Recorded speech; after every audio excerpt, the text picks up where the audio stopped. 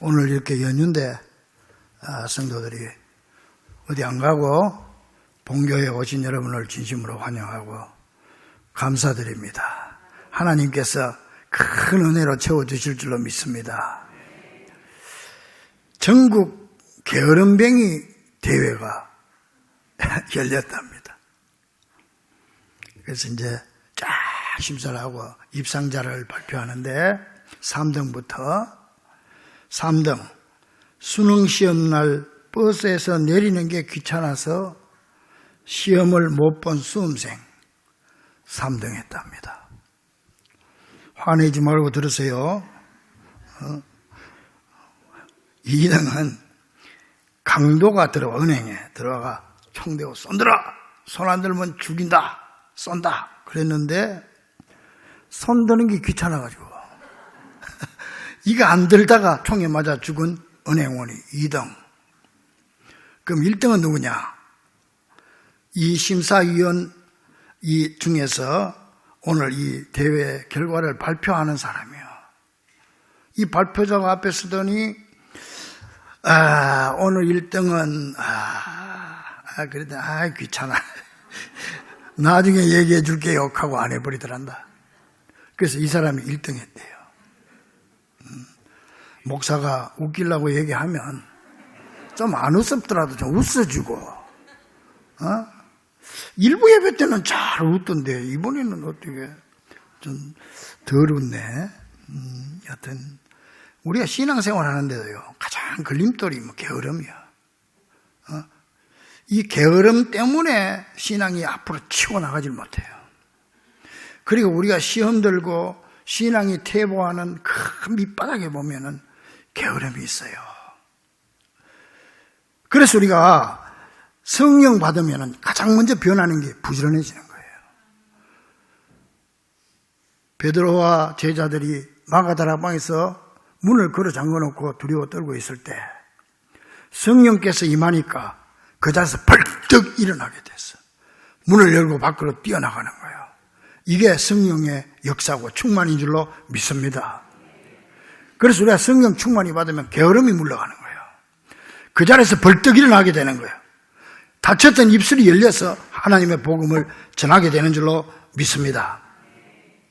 그때 초대교회 제자들에게 임했던 성령님이 지금도 우리에게 동일하게 역사하고 계시는 줄로 믿습니다. 그러므로 우리도 이 성령을 충만히 받아서 그 자리에서 벌떡이나 힘차게 달려갈 수 있는 여러분 되기를 간절히 축원합니다. 지난 주일날 제가 말씀드렸지요. 믿음은 자동차와 같다. 그리고 성령님은 자동차에 넣는 연료와 같다. 그랬습니다. 아무리 좋은 차를 뽑아놔도 기름 넣지 않으면 움직일 수 없는 자동차가 되는 거예요. 아무리 믿음 좋고 성경을 잘 알고 기도를 잘하고 찬송을 잘해도 성령 받지 않으면 움직일 수 없는 교인이 되는 겁니다. 그래서 그 믿음 위에 성령이 들어갈 때 이 믿음이 살아있는 믿음이 되고 벌떡 일어나서 뛰어나가서 힘차게 신앙생활을 하는 성도가 될 줄로 믿습니다. 그래서 주님께서 우리에게 성령을 주신 거예요. 자, 그러면 성령님이 어디에 계십니까? 성경은 분명히 말합니다. 예수 그리스도를 구주로 고백하는 성도들의 마음속에 계신다. 믿습니까? 내 마음속에 주님이 계신다. 고린도전서 3장 16절에 보니까 너희가 하나님의 성전인 것과 우리 몸이 하나님의 성전이요. 하나님의 성령이 너희 안에 계시는 것을 알지 못하느냐. 내 안에 성령님이 계신다. 여러분, 사람은 방법을 찾지만 하나님은 사람을 찾습니다. 하나님의 눈에 띄는 성도들이 되기를 간절히 바랍니다. 어떤 사람을 찾습니까? 기도하는 사람 찾습니다. 성령으로 늘 함께할 사람, 능력 줄 사람을 찾습니다. 여호와의 눈은 온 천지를 두루 감찰하사 두루 살피면서 진심으로 자기에게 향하는 자에게 능력을 베푸시기를 원하시나니 믿습니까? 그래서 주님께서 찾았다가 그 속에 성령님을 환영하고 마음을 열고 성령님 받기를 사모하는 자들에게 함께 하신다. 내 안에 오셔서 우리와 함께 거하시면서 늘 나와 함께 동행하시고 내 인생의 동행자가 되어주시는 줄로 믿습니다. 자, 그러면 성령께서 우리 안에서 무슨 일을 하십니까? 먼저 성령님은 항상 우리와 함께 하시면서 우리의 협조자가 되십니다. 우리가 하나님을 임마누엘 하나님 그러잖아요. 임마누엘 하나님이 우리와 함께 하신다. 그럼 하나님이 어떻게 함께 합니까? 우리하고 성령으로 함께 하신다. 내 속에서. 이 말씀은 예수님께서 세상을 떠나기 얼마 전에 제자들에게 약속하신 건데요. 이 제자들에게 이제 내가 너희를 떠날 것이다. 너희들이 나를 보지 못할 것이다. 제자들이 그냥 겁이 들컥나기도 하고 당황하기도 하고 두렵기도 하고 이해가 안 되는 거예요. 주님 어디로 간단 말입니까? 너희는 지금 알지 못하지만 내가 떠난다. 앞으로 너희들 나를 보지 못할 거다. 그러니까 막 걱정도 되고 이 제자들에게 예수님께서 요한복음 14장 16절에서 내가 아버지께 구하겠으니 그가 또 다른 보혜사를 너희에게 주사. 보혜사 성령을 내가 떠나지만 성령을 내가 대신 보내주마. 줘서 너희에게 주사 영원토록 너희와 함께 있게 해주겠다. 믿습니까? 그래서 내가 너희들하고 함께 있는 것보다 내가 떠나는 게 유익이야. 오히려. 왜? 내가 살아서 여기 있으면 너희들과 한 곳에서밖에. 예수님이 예루살렘에 계시면 갈릴리에 안 계셔. 그런데 내가 떠나고 나서 성령을 보낼 텐데 성령님이 오시면은 내가 어디 가도 주님이 나와 함께하고, 여러분 자녀들이 지금 미국에서 공부해도 그 자리에도 주님이 함께 하시고, 여러분 여기서 함께하고, 할렐루야. 그러니까 우리한테 유익 아니야. 내가 떠나는 게 너에게 유익이다. 그래서 주님께서 성령님을 보내줘서 우리와 늘 함께 하도록 했습니다. 이 성령님을 보혜사 성령님이라고 그래요. 보혜사로 보내준다. 보혜사란 말은 쉽게 말하면은 협조자란 말이에요. 내 인생의 협조자, 나와 동행자단 말이에요. 그런데 이 약속은 그때 제자들에게만 한 약속일 뿐 아니라 지금 우리들에게도 하신 약속입니다. 그러니까 하나님께서 우리를 당신의 자녀로 삼아 주실 때 원래는요, 이제부터 내가 나 같은 걸 하나님이 선택해서 당신의 자녀로 삼아 줬으니까 하나님, 내가 이제는 하나님 자녀답게 철저히 잘 살겠습니다. 그리고 우리 교회 목사님을 보정 세우겠습니다. 장로님을 보정 세우겠습니다. 우리가 보정을 세워야 돼. 우리가. 그래야 되는데 이 성경을 보면 우리 예수님 거꾸로 했어. 우리를 당신의 자녀로 삼아 주시면서 하나님이 보정을 세워가지고 우리를 하나님의 자녀로 삼아 줬다. 이거 이상하잖아요. 하나님을 보정 세울 이유가 뭐가 있어요? 우리가 하나님의 자녀인 걸 자꾸 잊어버리고 엉뚱한 길로 가니까 하나님께서 성령님을 보정으로 세워주셔가지고 늘 우리 속에 함께 하시면서 우리가 하나님의 자녀인 것을 확인시켜 주신다. 나는 이 생각할 때 정말 하늘을 두루마리 삼고 바다를 먹물 삼아도 이 하나님의 놀라운 사랑을 다 기록할 수가 없어요. 내가 뭐 잘난 게 있다고, 우리가 뭐 주님 앞에 그래 잘났다고. 세상에 우리보다 잘난 사람이 얼마나 많은데. 그런데 주님이 우리를 불러서 악한 사탄 마귀에게서 값을 지불하고 우리를 사가지고 당신의 십자가의 보혈로 깨끗하게 씻겨가지고 우리에게 의의 옷을 입혀가지고 너는 내 아들이야 내 딸이야 하나님 족보에다가 올려주면서 보정을 세워줬어요. 보정을 내가 세워야 되는데 하나님이 세워요. 하나님이 성령님을 보정으로 세워가지고 우리를 하나님의 자녀답게 살도록 우리와 늘 함께해서 내 인생의 동력자가 되도록, 동반자가 되도록 해주셨다. 할렐루야. 이건 뭐 얼마나 고맙고 우리가 이해가 안 되는 거예요.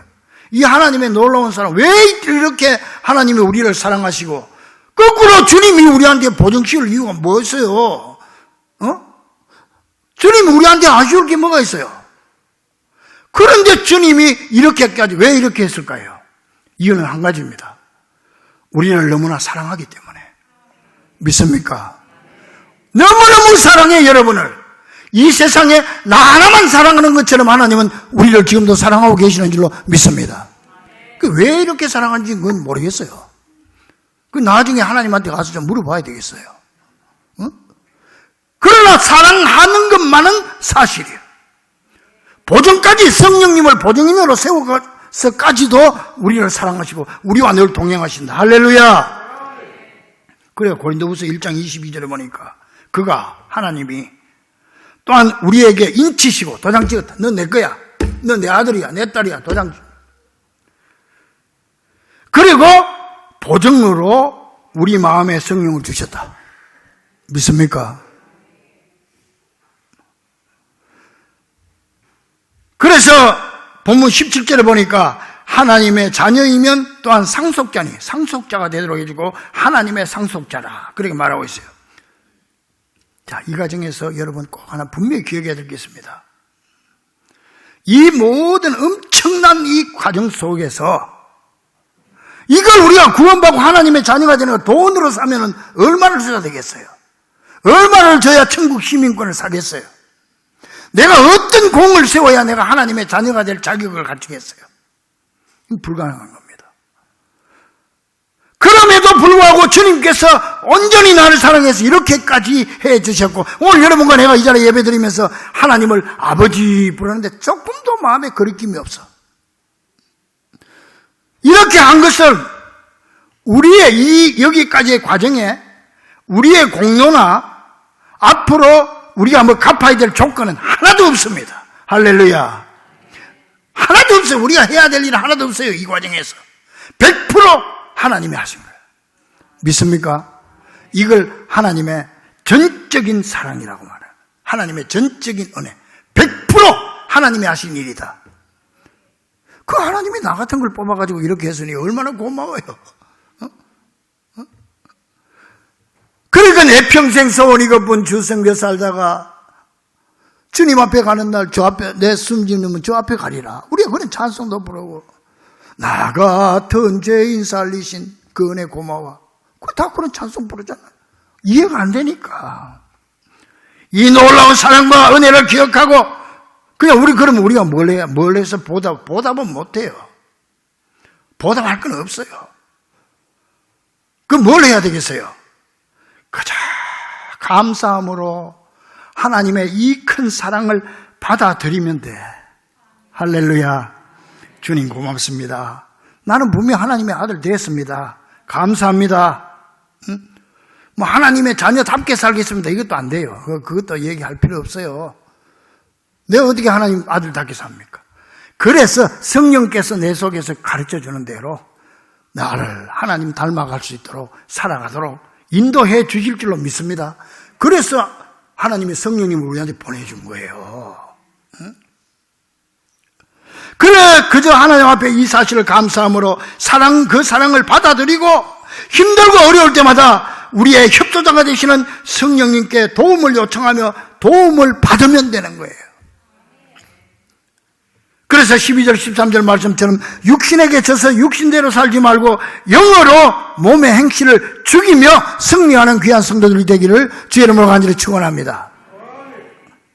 그래서 우리의 협조자가 되시는 성령님은 우리가 연약해질 때마다 우리가 하나님의 자녀인 것을 일깨워 줍니다. 본문 14절 16절에 무릇 하나님의 영으로 인도함을 받는 사람은 곧 하나님의 아들이라. 성령으로 인도함을 받는 사람 우리입니다. 우리는 곧 하나님의 아들이라. 너희는 양자의 영을 받았으므로 하나님의 자녀가 되었으므로 우리가 아빠 아버지라 부르지는 오늘부터 하나님 아버지로 부르잖아요. 우리 여기 이 단계까지 다 온 거예요. 성령이 친히 우리의 영과 더불어 우리가 하나님의 자녀인 것을 증언하시나니 증언한다고 하는 확인시켜 주시나니 어떨 때는 힘들고 어려워서 야, 하나님이 나를 떠났는가? 내가 이거 하나님의 자녀가 아닌가? 하나님이 나와 함께 하지 않는 게 아닌가? 이렇게 생각될 때도 그 어두운 밤을 지날 때도 성령님께서 증언하신단 말은 아니야, 넌 하나님의 아들이야. 넌 하나님의 자녀야. 내 믿음이 약해졌다고 하나님이 나를 떠납니까? 아닙니다. 내가 가끔 의심한다고 주님이 나를 뿌리치십니까? 아닙니다. 내 감정과 진리는 다른 겁니다. 내 감정이 때로는 낙심될 때도 있고 때로는 의심이 될 때도 있지만 그러나 하나님의 사랑은 변함이 없습니다. 믿습니까? 하나님의 사랑이 우리의 감정 따라서 왔다 갔다 하는 게 아니란 말이에요. 이걸 이제 누가 확신시켜 주냐? 성령님이 내 속에서 아니야. 넌 그래도 하나님의 자녀야. 걱정하지 마라. 넌 낙심하지 마라. 너는 내 아들, 딸이야. 내가 너와 함께하고 있잖아. 하나님의 아들이잖아. 하나님의 딸이잖아. 이런 마음이 우리 속에서 든다. 그럴 때 우리가 할 일은 뭐야? 아빠, 아버지 그러고 주님 보면 안기기만 하면 돼요. 할렐루야. 그러면 주님께서 나를 품어주시고 나를 통하여 당신의 영광을 만방에 드러내게 될 줄로 믿습니다. 이게 복음이에요. 복음은 우리가 하나님 앞에 뭘 하느냐가 아니고 하나님이 우리를 위해서 뭘 하셨느냐 하는 게 복음인 거예요. 믿습니까? 또한 성령님은 우리 안에 계시면서 우리를 의의 길로 인도해 주십니다. 본문 14절에 무릇 하나님의 영으로 성령으로 인도함을 받는 사람은 곧 하나님의 아들이라. 바꿔 말하면 하나님의 자녀는 성령님이 인도해 주신다고 말이거든. 그러면 성령님이 우리를 어디로 인도합니까? 우리는 알지 못하지만 당신이 원하시는 길, 결과적으로 축복이 되는 길, 결국 하나님께 영광이 되는 길로 인도해 주실 줄로 믿습니다. 그래서 바울은 고백합니다. 로마서 8장 28절에 우리가 알거니와 하나님을 사랑하는 자, 곧 그 뜻대로 부르심을 입은 자들, 우리에게는 모든 것이 합력하여 선을 이루느니라. 할렐루야. 그것만 믿고 가는 거야. 모든 것이 합력하여 선을 이룰 줄로 믿습니다. 그래서 다윗도 시편 23편에서 그가 나를 푸른 초장에 누이시고 실마는 물가로 인도하시는도다. 내 영혼을 소생시키시고 내 이름을 위하여 의의 길로 인도하시는도다. 이렇게 성령님은 우리를 좋은 길로 인도하시는 분이신 줄 믿으시기 바랍니다. 내가 이해를 하든지 안 하든지 상관이 없어요. 주님은 그렇게 나를 지금도 인도하고 계십니다. 그래서 잠언 16장 3절에 너의 행사를 여호와께 맡기라. 그리하면 너희 경영하는 것이 이루어지리라. 믿습니까? 사람의 마음에는 사람이 마음으로 자기 길을 계획할지라도 그 걸음을 인도하시는 분은 여호와시니라. 사람의 마음에는 많은 계획이 있을지라도 오직 여호와의 뜻만이 완전히 서리라. 믿습니까? 이런 말씀이 성경에 수도 없어. 내가 가는 길과 하나님이 원하시는 길이 다르다는 거예요. 너희는 여호와를 만날 만한 때 찾으라. 가까이 계실 때 그를 부르라. 악인은 그의 길을 부리하는 자는 그 생각을 버리고 여호와께로 돌아오라. 이는 내 생각이 너희 생각과 다르며 내 길은 너희 길과 다름이니라. 하늘이 땅보다 높음 같이 내 길은 너희 길보다 높으며 내 생각은 너희 생각보다 높음이니라. 믿습니까? 하늘과 땅 차이인데 우리가 어떻게 이해를 하겠어요? 그냥 믿고 가는 거지. 믿습니까? 여러분, 2016년도에 국민일보가 선정한 원래 최고의 책인 한나의 아이라고 하는 책이 있습니다. 이 책은 이제 스탠리 하워워스라고 하는 사람이 썼는데, 이 책에서 이 스탠리가 뭐라고 했냐? 그리스도인으로 사는 것은 답 없이 사는 법을 배우는 과정이다 그랬어요. 무슨 말인지 알겠어요? 답을 몰라. 지금 뭐 내가 어디로 가야 될지, 내일 나에게 무슨 일이 생길지, 내가 오늘 이렇게 말이야 가게를 문 닫아놓고 주일날 교회 나오면 나한테 손해가 될지 덕이 될지 답이 없는 거예요. 그러나 그렇게 사는 법을 배워나가는 게 신앙이다. 믿으시기 바랍니다. 답을 다 보고 가는 건 믿음이 아니지. 답이 다 있는데 그게 뭐 믿음이야. 답 없이 가는 게 믿음이야. 하나님의 약속만 믿고 가는 거지. 아브라함 보세요. 아브라함이 창세기 12장 1절에 하나님께서 나타나가지고 너는 내 고향과 친척과 아버지의 집을 떠나서 내가 내게 앞으로 보여줄 땅으로 가라고. 어디로 가야 된다고? 동서남북 얘기도 안 해. 내가 앞으로 보여줄 테니까 그냥 가. 출발해.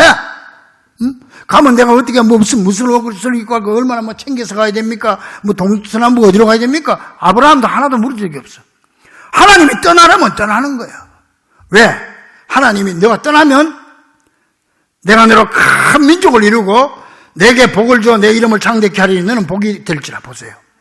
아브라함이 갈대우에서 떠나라는 말이 있고 그 다음에 여기 도착하면 이런 복을 주겠다고. 그건 과정이 없어요.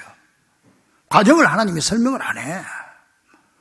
그러니까 아브라함은 이 목표만 보고 가는 거야. 믿습니까? 나한테 어려움이 생길지 어떤 일을 당할지 설명을 안 하는 거예요. 출발과 결론밖에 없는 거예요. 우리도 마찬가지예요. 여러분들이 신앙생활 할 때 과정을 너무 따지지 마세요. 난 지금 고난의 과정을 통해서 하나님이 나를 결과적으로 축복의 길로 인도한다면 그 길을 가는 게 우리에게 복이 아니겠습니까? 근데 우리는 아브라함하고 다른 게 뭐냐? 자꾸 물어. 아유, 그래도 그렇지, 하나님. 어디로 가야 되겠습니까? 옷을 뭘 입고 갈까요? 내가 이래 가면 어떻게 손해가 됩니까? 되게 자꾸 묻는다고. 목표만 보고 가면 하나님이 결과적으로 좋은 길로 할렐루야. 인도해줘. 이게 아브라함의 믿음이에요. 아브라함의 믿음. 그래서 아브라함에게 하는 축복. 너를 축복하는 자는 내가 축복하고 너를 저주하는 자에게는 내가 저주하리니 너는 복의 근원이 될지라. 복의 뿌리가 된다. 뭐야? 여러분, 하나님이 주시는 복은요, 소유의 개념이 아니고 나눔의 개념이에요.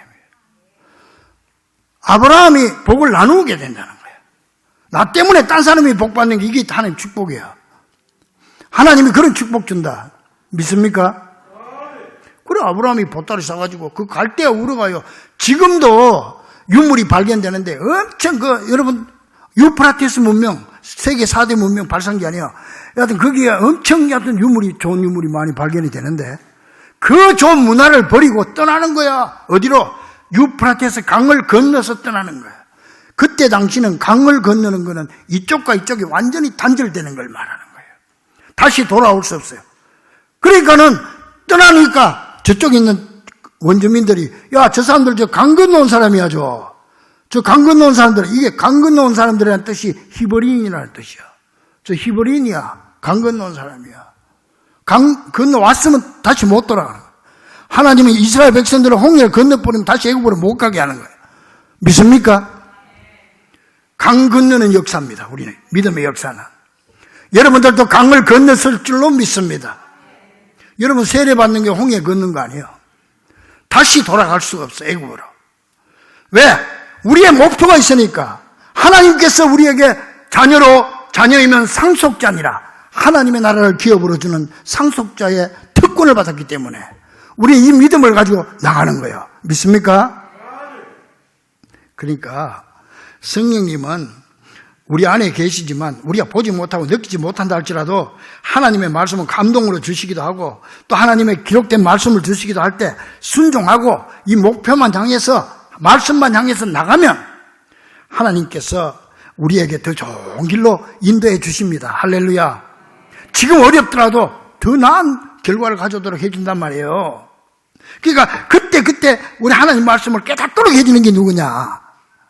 성령님이라는 거예요. 내 속에서. 여러분, 성령님이 내 안에 계시는데 부부싸움 할 수 있어요? 부부간에? 부부싸움 해봤어요? 또 시침이 너무 뚝 떼지 말고 오늘 아침에도 한바탕 하고 온 사람 없어요? 어떤 사람이 나보고 그러더라. 목사님도 부부싸움 합니까? 그러더라. 하지, 이 사람아. 근데 나는 하면 내가 항상 진다. 그래서. 요새는 남자들이 여자들한테 많이 두드려 맞는데, 그렇게. 그게 나는 어떻게 두드려 맞는지 모르겠어. 그건 누가 나한테 좀 가르쳐 줬어. 어디 꿀 앉혀 놓고 막 손 들어가 빗자루로 때립니까? 어떻게 합니까? 그런데 성령님이 내 속에 계신데 어떻게 싸워? 이 부족한 목사가 신방을 가도 싸우다가도 안 싸운 척하고 그냥 웃고 이러는데 성령님이 나와 함께하는데 어떻게 싸워요? 성령님이 잠깐 계십시오. 그리고 싸우는 거예요? 어떻게 하는 거예요? 아니에요. 성령님께서 야, 너 교회 집사가 권사가 그럼 되겠냐? 네가 참아라.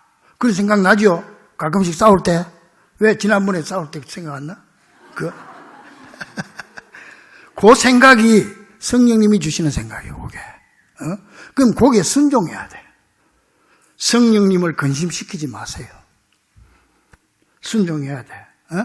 주일 예배 드리지 않고 오늘 같은 날 연휴 때 어디 놀러 간 사람들, 출타한 사람 많지만 우리 교인들 어디 가도 다 예배 드릴 거예요. 그런데 오늘 저 설악산 놀러 갔다 권사가 할 수 없이, 야, 남들은 재밌게 놀지, 예? 띵까띵까하고 노는데 우리 권사님은 하나도 재미가 없어. 머릿속에 교회 생각, 아유 주여, 우리 교회 오늘 우리 구역에 누가 나왔을까 안 나왔을까? 목사님이 무슨 설교를 할까? 아이고, 오늘 내 생각이 마음이 괴롭죠? 성령의 역사이고. 그런 경험 없어요? 있잖아요. 그 성령의 역사예요, 그게. 그러면 그 말에 순종해야 돼. 무시해버리면 성령을 근심시키는 일이 되는 거예요. 전도단 전도하는데 열심히 하는데 얼마나 고마운지 몰라, 나는. 그 볼 때마다 얼마나 감사합니까? 근데 그냥, 오늘은 그냥 아까 그냥 게으름이 좀 있고 그냥 해가지고, 아이고, 오늘 그냥 쉬어야 되겠다. 쉬어버리면 마음이 안 좋아. 아이고, 차라리 나갈 걸. 전도가 영혼 구원이 하나님의 한 맺힌 소원이고 예수님의 유언이고 성령이 오신 목적이라는데 내가 이거 왜 오늘 전도를 안 나갔지? 마음에 갇히게 될 때가 있죠. 그게 성령이 나를 깨우쳐주는 거예요. 그 마음이. 믿으시기를 간절히 축원합니다. 요나가 니느웨로 가려는데 다시스로 가다가 배를 타고 가다 풍랑을 만났잖아요. 그때 요나에게 성령께서 다 역사하시는 거예요. 야, 너 때문에 풍랑 만났다. 깨우쳐 주시는 거야. 밖으로 나가서 요나가 외칩니다. 나 때문에 풍랑이 일어났으니까 나를 바다에 던지시오. 이게 성령이 그런 역사를 줬기 때문에 그 깨달음을 줬기 때문에 순종한 거예요. 성령님 오늘도 우리 속에서 말씀합니다. 기도해라. 또 전도해라. 봉사해라. 권사회 특별 새벽 기도해. 권사 빠지지 마라. 그런 얘기가 들릴 거예요, 분명히. 여러분, 그때 무시하지 말고 성령 근심시키지 말고 순종하면 결과적으로 좋은 축복의 결론에 달하게 될 줄로 믿습니다. 이 과정은 모르지만 따라가면 결과적으로 하나님의 뜻이 이루어지고 주님이 나를 통해서 영광 받으십니다. 그래서 성령님은 나를 통해서 하나님의 뜻을 이루어 가십니다. 빌립보 2장 13절에 너희 안에서 행하시는 이는 하나님이시니, 하나님이요, 내 속에서 영으로 역사하면 성령님이요, 하나님이 사람으로 나타나면 예수님이요, 하나님이 아들에 계시면 하나님 성부고, 하나님이 영으로 내 속에 오시면 성령님이에요. 이게 그러니까 이 성령님이 내 속에서 너희 안에서 행하시는 이는 하나님이시, 성령님이시니 자기의 기쁘신 뜻을 위하여 너희에게 소원을 두고 행하게 하신다. 하나님의 뜻을 이루게 한다. 여러분, 마가복음 5장에 보면은 12년 동안 혈루증 앓은 여인의 얘기가 나옵니다. 이 여인이 인팔 뚫고 가가지고 예수님한테 옷자락에 손을 대더니 깨끗함을 받아. 이걸 많은 사람들이 좀 오해를 해요. 나 많은 목사님들도 그래 설교하는 거 들었어요.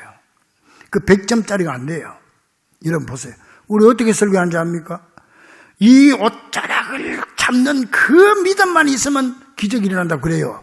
그러니까 꼭 이 혈루증 난 여인이 자기 믿음 때문에 자기 때문에 병 고침 받은 걸로 해석을 많이 하죠. 여러분도 그렇게 생각했을 거예요. 그런데 그게 아니에요.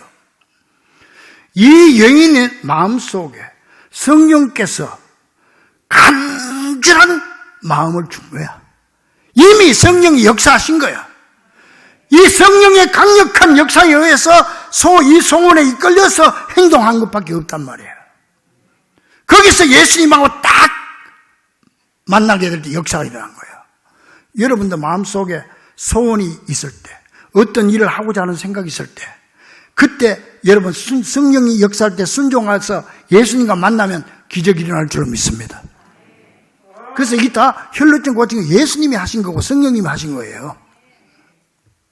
미국 수정교회의 로버트 실러 목사님은 우리가 하고자 하는 일이 성령님이 주시는 소원인지 내 인간적인 생각인지 어떻게 아느냐 3가지 얘기했어요. 여러분도 한번 이제 앞으로 참고하세요. 첫째, 이게 하나님의 뜻인가 인간적인 생각인가 그럴 때가 있잖아요. 그때 첫째 뭐냐, 내가 이 일을 함으로써 하나님께 영광이 되는가 안 되는가.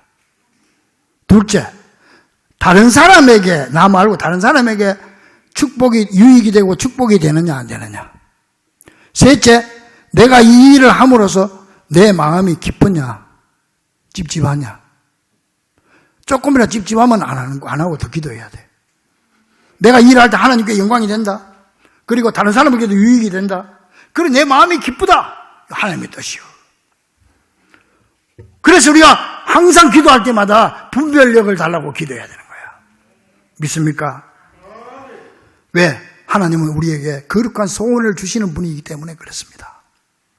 사랑하는 우리 중부 가족들이요, 성령님은 우리 안에 계시면서 우리가 하나님의 자녀인 것을 경험하시고 보혜사 곧 우리의 협조자가 되셔서 우리가 힘들고 어려울 때마다 우리가 하나님의 자녀인 것을 내 속에서 깨닫게 해주시고 용기를 주시고 우리를 의의 길로 인도해 주시면서 우리를 깨닫게 하실 뿐만 아니라 우리에게 꿈과 소원을 주시는 분임을 기억하고 항상 나와 함께 하시는 성령님의 음성에 귀를 기울여 순종하심으로 다윗처럼 우리 인생의 잔이 넘치는 축복으로 살아갈 수 있기를 우리 주 예수 그리스도 이름으로 간절히 축원합니다.